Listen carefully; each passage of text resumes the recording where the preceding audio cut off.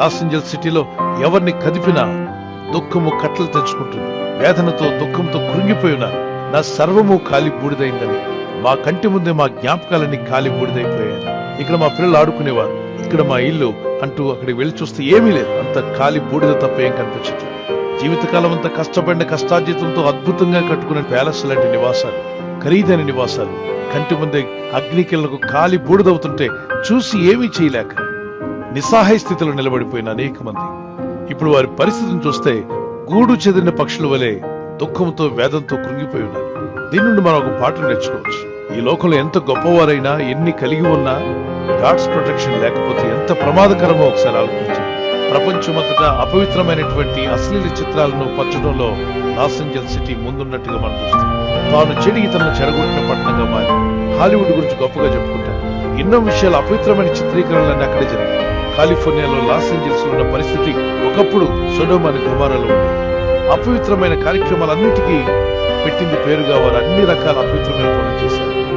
దేవుని అగ్ని ఆ సిటీల మీద పడి కురిసి మొత్తం కాలి బూడిదైంది.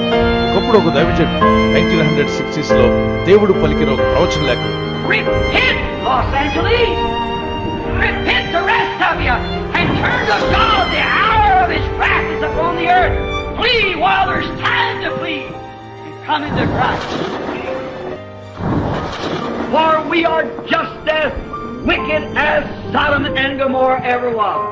మొన్నటి వరకు అద్భుతమైన పట్టణముగా వెలసిల్లినటువంటి లాస్ ఏంజల్స్ లో ఒక భాగమంతా అగ్నికి బూడిదైపోయి పొగ వాసనతో కనిపిస్తుంది.